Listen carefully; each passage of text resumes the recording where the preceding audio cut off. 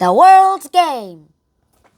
Hi guys, welcome to a new episode on the channel. Today we will talk about the World's Game, and let's get started. Now, throughout the whole world, there are a lot of soccer games in the world. Eventually, the World Cups were formed, and the FIFA was also formed. FIFA is actually, in my opinion, should be called IFAB because what it stands for is basically that. It stands for International Federation of Association Football. Which means, actually, it's supposed to be IFAF, but I guess they just switched the tables around and it sounded a bit more cool. Yeah. And now the international sport became all over the world. It became popular all over the world. And once we find out more about it, about the history, let's just talk more about the history first. So, the Chinese played this game called Sutsu, and it was played far back as 2500 BCE. And then later in the 1840s, England's Football Association established a set of rules which became the modern game of football. So, how does this actually work? Now let's look at the map on the global soccer players in the world. So, alright. Now to show you something, the darker the blue, the more people that don't actually play the sport. And the darker the green, the more people play the sport.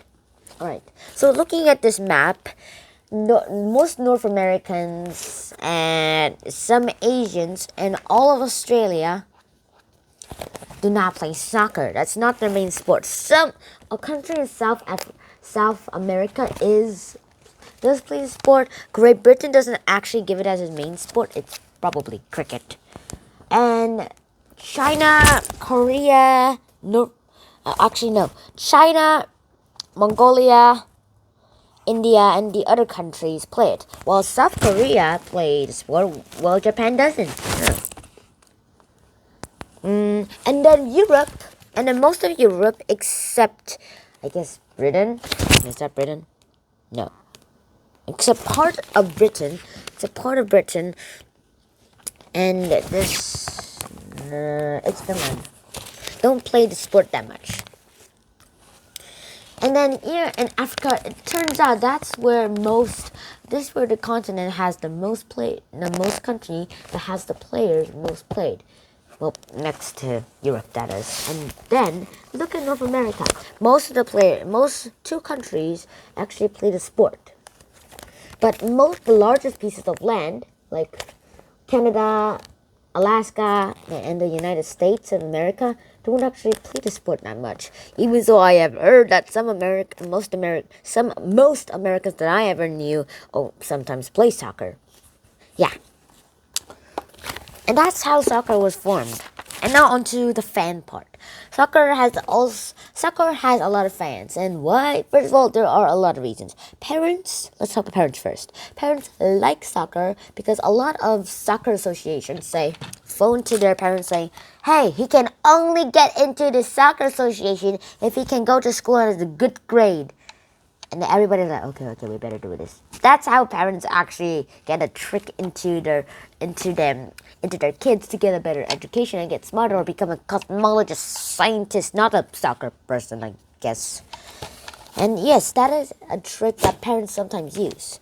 And if we ever find out about how they actually do it, and if any kids actually watching this, just ignore that part because, yeah. Anyways, when people now let's talk about kids. Kids love the sport because it has a lot of enthusiasm. The enthusiasm is a great thing because, well, first of all, it gives out a lot of stuff to say to yourself. And the second thing here is that you might find out that there are a lot of popularity among them.